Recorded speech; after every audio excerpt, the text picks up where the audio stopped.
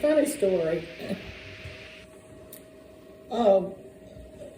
It was a two-story house, and we had a two-story house before, but we thought we ought to talk about safety issues, and what if we should have a fire?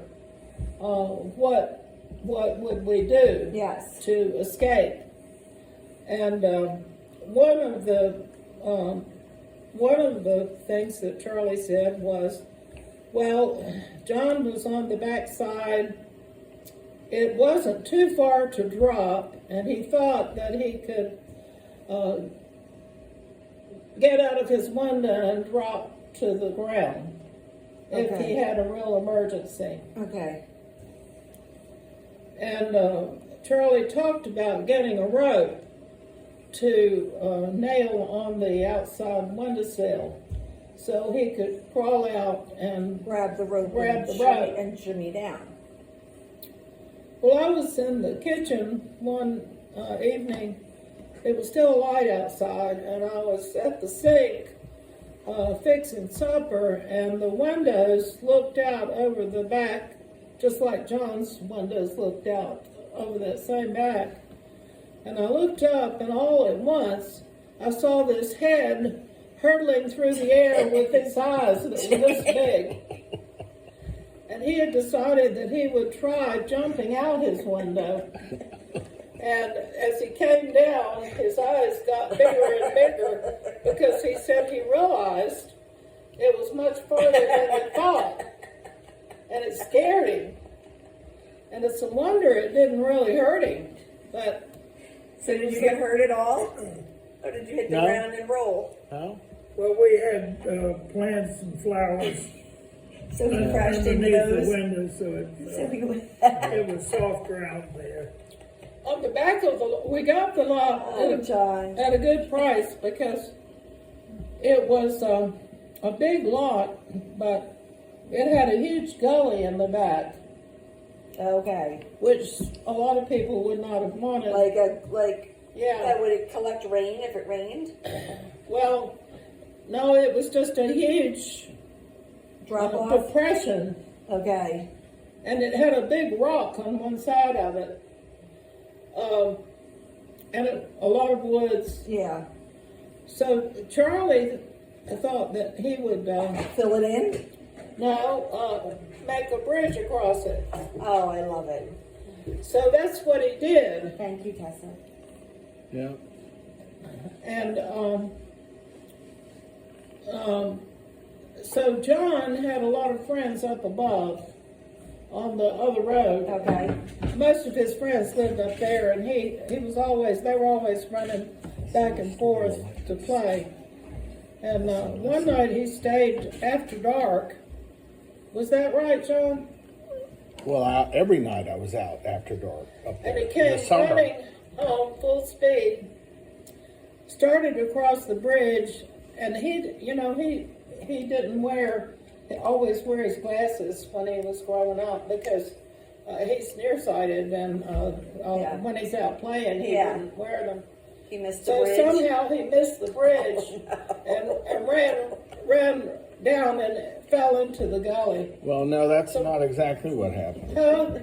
I like Loudon Heights, I knew every inch of Quail Cove, the road, in the dark. I could run it in the dark. I'd done it a million times. So I would run down, jump on our trail, run down, hit 3 steps on the bridge, cross the bridge, down the steps to our house. I could do it in the dark at full speed.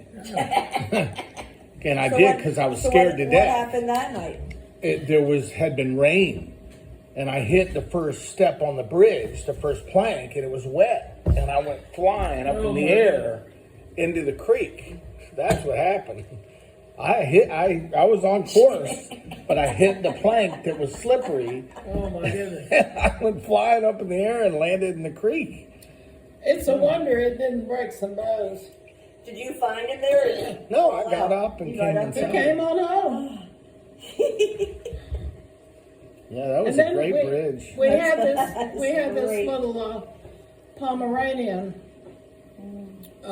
Charity. dog, which there were some houses being built out there because it was a relatively new development, and this one night, about midnight, we heard this dog barking at the house, and Charlie went out, and a possum had the dog had and the opossum were, you know, Wrestling? no. The Standoff? dog was barking like crazy. Oh. He sort of had, she had the Trapped? Like opossum. cornered? Yeah. That's not good. And it was a big opossum, and Charlie was afraid that the dog would get killed. Yeah.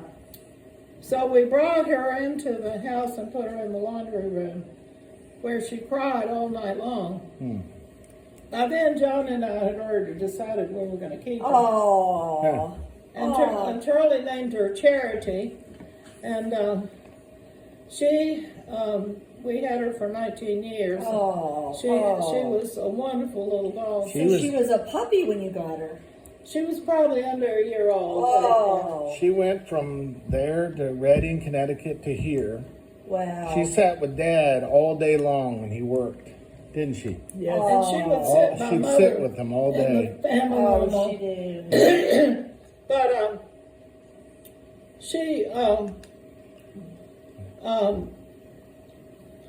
I took her to the vet and I got her spayed and everything, and one of the carpenters came up there one day and asked about her, and I told him that we wanted to keep her, and he said that's fine.